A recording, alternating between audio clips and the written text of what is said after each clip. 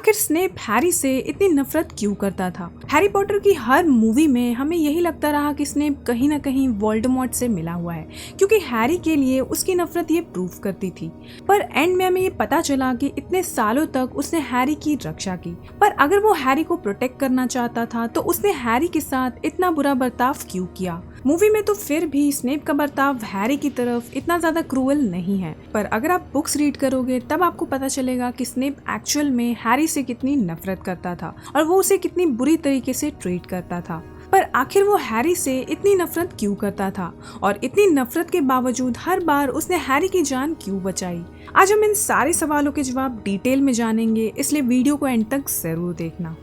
तो Severus Snape Harry Potter का सबसे कॉम्प्लेक्स कैरेक्टर रहा है और उसकी स्टोरी समझने के लिए हमें सबसे पहले ये समझना होगा कि आखिर वो हैरी से इतनी नफरत क्यों करता था। तो इस नफरत का सबसे बड़ा रीजन था जेम्स पॉटर। हैरी बिल्कुल अपने फादर जेम्स जैसा दिखता था और स्नेप के लिए जेम्स उसका सबसे बड़ा दुश्मन था। स्कूल टाइम में ही जेम्स ने स्नेप को काफी बुली किया था। जेम्स ने स्नेप की इंसल्ट की थी और उसे पब्लिकली एम्बैरेस भी किया था और स्नेप का वो ट्रॉमा कभी भी हील नहीं हुआ। जब भी स्नेप हैरी को देखता उसे जेम्स की याद आ जाती थी। हैरी उस लिली का बेटा था जिससे स्नेप इस दुनिया में सबसे ज्यादा प्यार करता था, उसकी बचपन की दोस्त लिली। इसलिए स्नेप हैरी के लिए अपनी जान तक देने को तैयार था और उसने अपनी जिंदगी के आखिरी पल तक ये प्रूव भी किया। लेकिन हैरी उस आदमी का भी बेटा था जिससे स्नेप सबसे ज्यादा नफरत करता था, यानी कि जेम्स पॉटर। हैरी को देखते ही स्नेप को जेम्स की याद आती थी।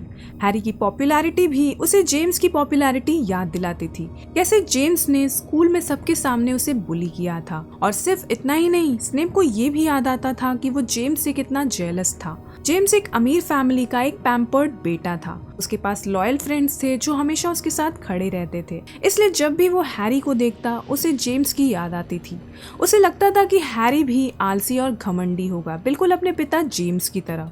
इसके अलावा और एक रीजन था जिसकी वजह से स्नेप हैरी से नफरत करता था।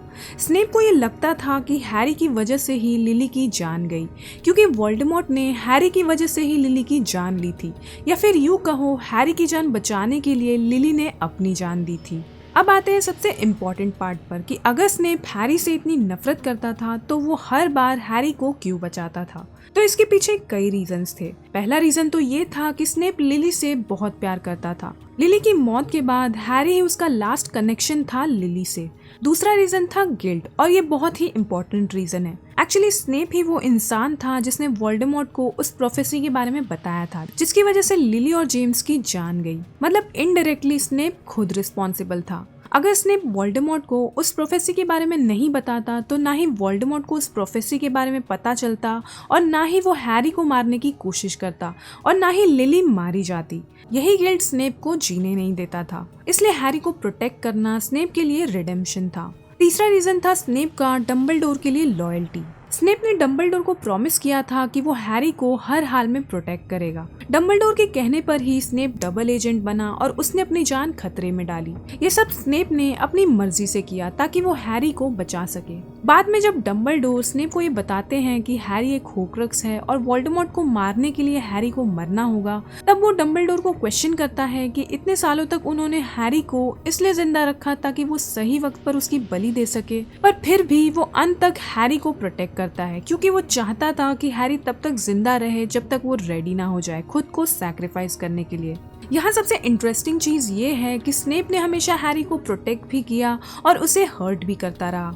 वो उसकी जान बचाता भी था, पर उसे कभी भी वो रिस्पेक्ट या काइंडनेस नहीं देता था, क्योंकि हैरी को देखते ही वो लिली के बारे में सोचने लग जाता था, अपने प्यार के बारे में जो उस आदमी से प्यार कर बैठी जिससे वो सबसे ज्यादा नफरत करता था। स्नेप एक टूटा हुआ इंसान था जिसे कभी भी सच में प्यार नहीं मिला। इसका मतलब ये नहीं था कि उसके एक्शंस सही थे, इसका मतलब बस इतना है कि वो सिर्फ एक ह्यूमन था अपनी सारी खामियों के साथ। लेकिन जेम्स के लिए इतनी नफरत होने के बाद भी उसका लिली के लिए जो प्यार था वो सब पर भारी पड़ गया। वो डम्बलडोर के लिए स्पाई बनने तक को रेडी हो गया और हैरी के लिए लड़ने और मरने तक के लिए भी। और शायद यही पूरी स्टोरी का मैसेज है कि प्यार दुनिया का सबसे पावरफुल मैजिक है।